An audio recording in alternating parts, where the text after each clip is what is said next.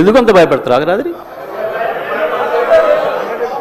గంట 10 నిమిషాలు మీరు మాట్లాడితే ఒక అక్షరం ఎక్కడి నుంచి ఎవరు మాట్లాడలే.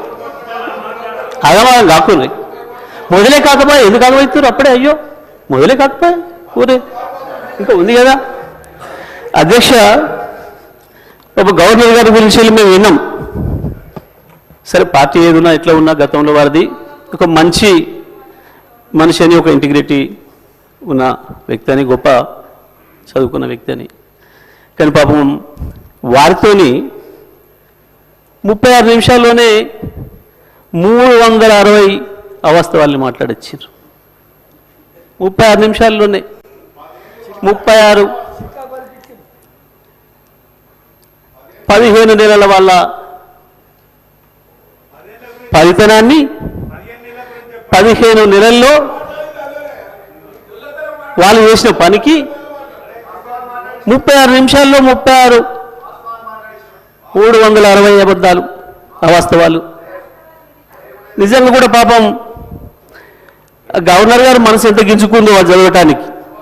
ఇంగ్లీష్లో అర్థమై ఉంటుంది, ఇంగ్లీష్లో అర్థమై ఉంటుంది అధ్యక్ష.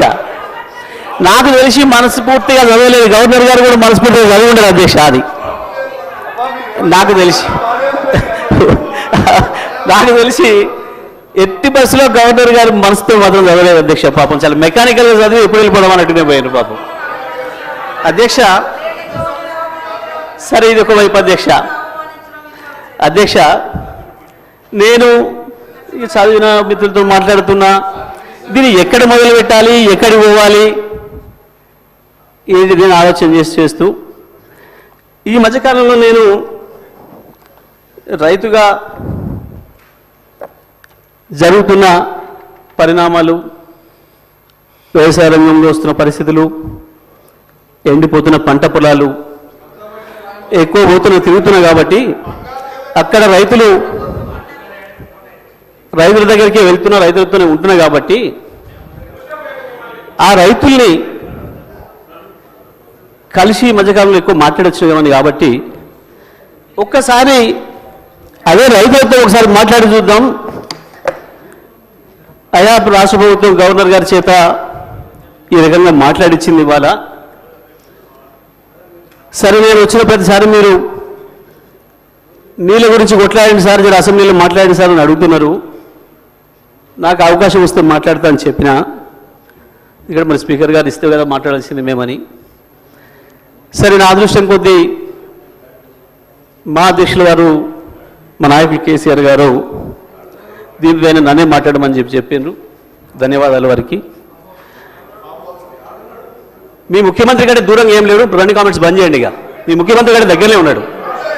ఎక్కువ మాట్లాడవద్దు, ఇక నాకు ముందట ఎక్కువ మాట్లాడుకొని మూసుకోండి. అధ్యక్ష,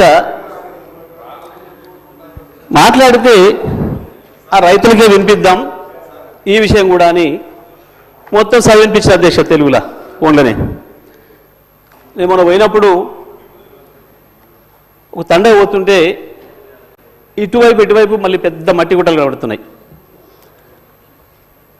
ఆగిన మళ్ళీ ఎందుకు వచ్చినాయి ఈ గుట్టలు, మట్టి గుట్టలు అని. బావులు తీయడం మొదలైంది అధ్యక్ష. మళ్ళీ సరే చూద్దాం ఈ బావికి ఎంత ఖర్చు అయింది, నీళ్ళని ఊరుతున్నాయని చెప్పి కారు దిగి బావి దగ్గర పోయినప్పుడు అక్కడి నుంచి గొర్రెలు వస్తున్నాయి. గొర్రెలు కాసుకున్నాయి రైతులు, గొర్రెల కాపర్లు కూడా, సోదరులు కూడా వచ్చారు. వాళ్ళకే చేసిన అధ్యక్ష. వెంకట్రాములు, రాజయ్య ఇద్దరు ఎందుకు రైతుల గురించి భయపడుతున్నారు? గొర్రె కాపర్లు రైతులనే భయపడుతున్నారు అధ్యక్ష. వాళ్ళకే మాట్లాడిన అధ్యక్ష నేను. ఎందుకంటే ఇది ప్రజలకు సంబంధించిన బడ్జెట్ కాబట్టి ప్రజలతోనే మాట్లాడినా మీలాగా కమిషన్లు ఇచ్చినట్టు మాట్లాడలేదు. నేను రైతులతో మాట్లాడిన అధ్యక్ష. మా వెంకటరామయ్య, మా రాజన్న ఇద్దరికి వినిపించిన, మా రవినాయక్ కూడా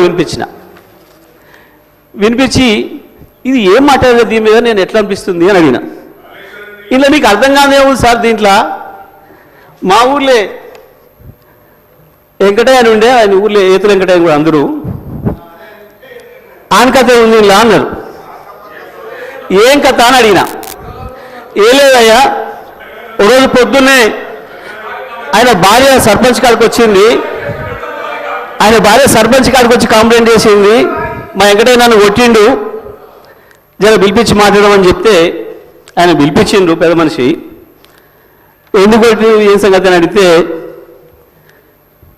నేను మా అమ్మగారింటికి నువ్వు పాలు వేయద్దుమని అన్నాడు, నేను పోస్తా అన్నా, నువ్వు పాలు వేస్తే ఊరుకోనన్నాడు, నేను పోసి తీరుతానంటే నన్ను కొట్టిండు.